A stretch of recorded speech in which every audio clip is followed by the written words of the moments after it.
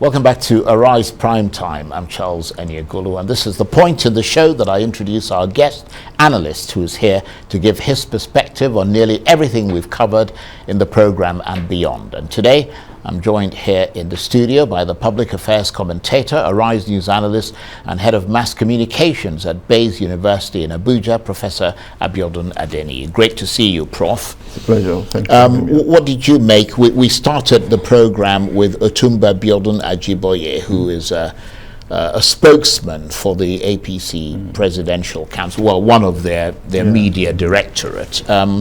He listed broadly the things that were in the manifesto. What did you make of it? Well, first of all, I think it's a good development that we are having one of the major parties coming out with their manifesto, and of course, maybe the details of what they want to do, the strategies. But of course, we're also not surprised. I'm not surprised that it has fallen short in the area of tactics. It's not just about strategy. We also need tactics. Tactics would speak to the granular details on how you want to implement, the bigger picture. But in fairness to the APC, I mean, none of the other parties have done that either. That's what they do. That's is typical of the political parties. They are loud on strategy. Tactics is also important. There are two different things. Tactics are the method, the technique that you want to adopt in implementing your strategy. Most of the time, we see these grandiose promises. But of course, what about the details? How do you want to implement these strategies such that at the end of the day, we will not be fed with promises that will not be implemented? And beyond that, yes, I said it's okay for us to have the manifesto speaking mainly about strategy, but oftentimes politicians or political parties will fail in the area of tactics, And beyond that, really, it's also the question of internalization. We need the aspirants, the candidates in this case, to be able to engage us, speak to those strategies, take ownership of them, take possession of them.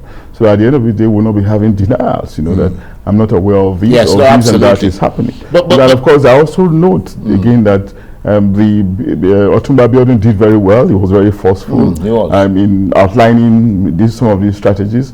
It's okay, but it also goes beyond that. And he was saying that the administration of Buhari has done very well, but the problem is largely communication. Communication is not the problem.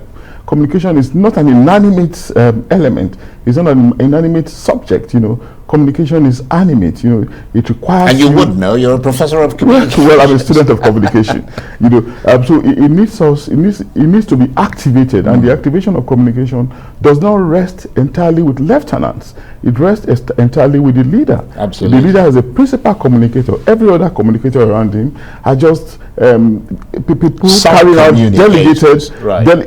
delegated authorities. The principal is the main communicator, and when he falls short in this area, then there's a problem. There will be a gap. It does not require taciturnity or reticence. We need engagement. So communication is not just an intangible that rests there waiting for you or that will work for you if you do not activate it. It's something that is physical. And of course, it has to do with symbolism, with working towards the optics. Yes, the DFID man spoke to this. We're having an emergency in the country. What have we seen? You mean the Action Aid man? The Action Aid man, yes. DFID. Okay, DFID, the Action Aid man. Yeah. What are the principals doing?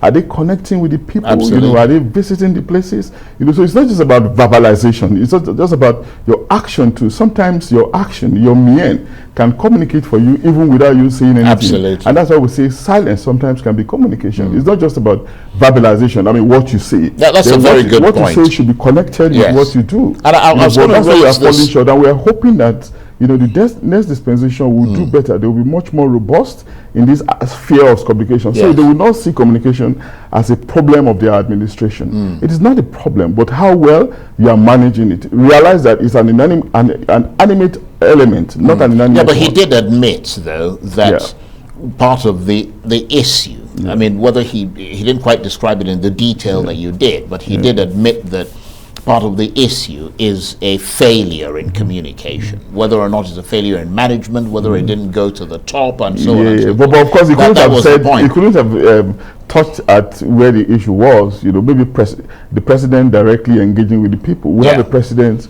maybe as a matter of style, he talks less. that's not good for government. Yeah, I agree. Yeah, that's not good for I agree connection. that he We certainly need more doesn't come engagement. across as being very Yeah. engaged. That's right.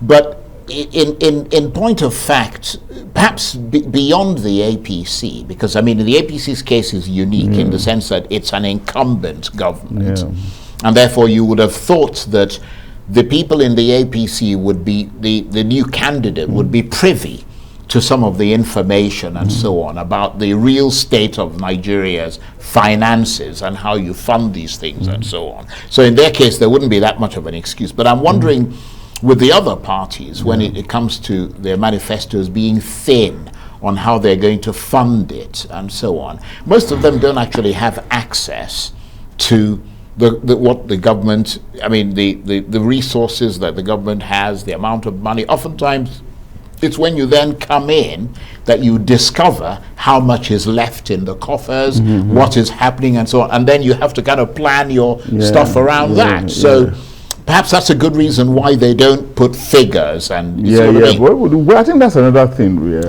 Really, because sometimes you don't know what the picture really is until you get in. Until you get in, and we don't expect a difference in the circumstance. You know, but I also think that we're going to be seeing some kind of difference at the level of personalities. I've made this point before. APC, you know, President Buhari, for instance, is of APC. Atiwaju Bola Ahmed Tinubu is of APC as well. And if he wins, for instance, you know, I do not expect him coming out openly, you know, or maybe before the election, you know, to be very frontal, to be very trenchant in criticizing the incumbent president, you know, because he has to leverage on the goodwill of the incumbent to get votes. So I don't see him being frontal. But I also imagine that there will be differences in personalities. The flair of Asiwaju, for instance, might count, you know, in what he does in office and what he does not do. So that's where the difference will be coming between the two personalities. And of course, if we want to judge them, we'll say, okay, we can only judge Asiwaju based on his performances in Lagos, which has been celebrated. And if you look at him too, he's been largely modest in terms of how he describes himself as a very brilliant person, as a strategist, you know. So we expect these things to be brought to bear, you know, maybe much unlike the incumbent president, who is largely reticent. Sometimes they're modest, sometimes, you know, maybe placid, you know, and sometimes maybe withdrawn, and sometimes you have to make him to talk, you know. He's that kind of person that does not really like to talk. He allows his faithfuls, his lieutenants to do the talking. You know, it's somebody who can be trusty of friends. Once he believes in you, he trusts you from A to Z. I mean, he doesn't doubt you. And that's why we have seen appointees remaining from the beginning to the end. You know? So we are going to see differentials in flavors, you know, in styles of administration, more with respect to APC. But if another party comes in, maybe Labour Party or PDP, of course, you see style, market differences in policy focus, policy directions.